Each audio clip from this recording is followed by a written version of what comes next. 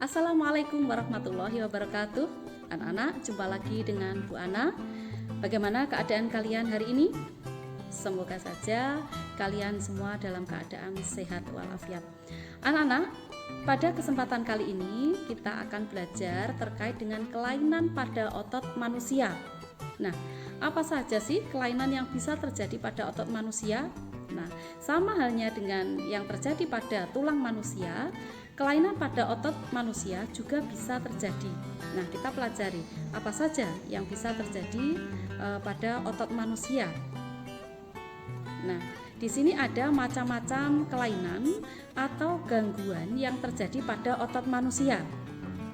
Yang pertama, hipertrofi, otot membesar. Yang kedua, atrofi, otot mengecil, sebaliknya. Kemudian stiff atau kaku leher, radang di leher. Kemudian tetanus, infeksi karena bakteri. Kemudian selanjutnya kejang otot atau kram. Nah, ini kehabisan energi karena aktivitas terus-menerus. Selanjutnya hernia abdominalis, sobeknya otot dinding perut. Dan yang berikutnya adalah miastenia, otot melemah atau lumpuh.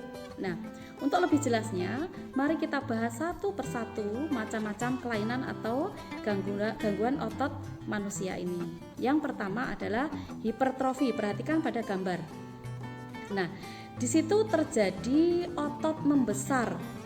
Nah, yang sebelah kanan itu adalah normal otot kita.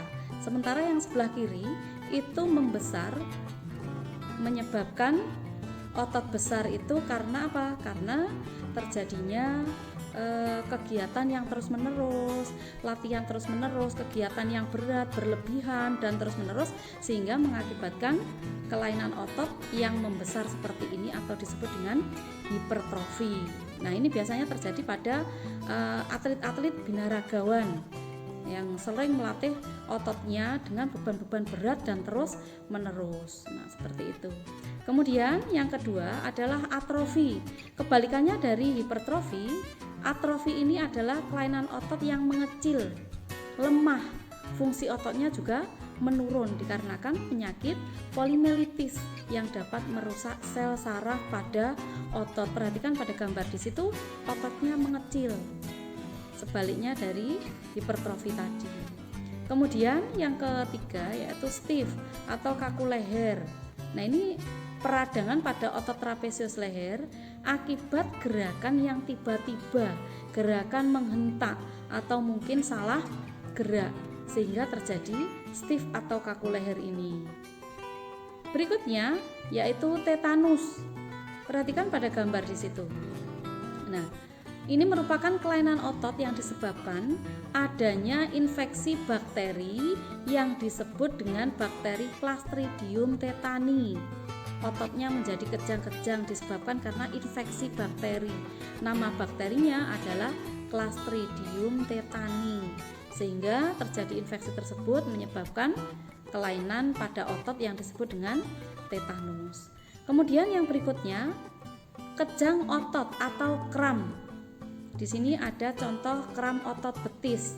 Ini kelainan otot yang disebabkan karena melakukan aktivitas yang terus-menerus sehingga otot sampai tidak mampu lagi untuk berkontraksi karena kehabisan energi. Ini kejang otot atau kram. Selanjutnya, hernia abdominalis. Ini sobeknya otot dinding perut yang lemah sehingga ususnya ini melorot masuk ke rongga perut. Nah, otot dinding perutnya lemah sehingga sobek, kemudian ususnya melorot masuk ke rongga perut. Ini disebut dengan hernia abdominalis. Selanjutnya adalah miastenia. Ini kelainan otot melemah dan cenderung lumpuh. Miastenia gravis biasanya disebut dengan miastenia gravis.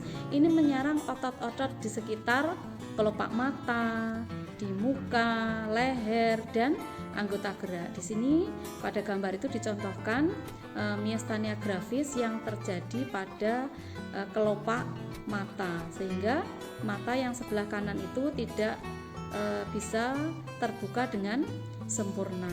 Nah, ini ini disebabkan karena adanya miastenia gravis itu tadi. Nah, itu ya tadi anak-anak ya.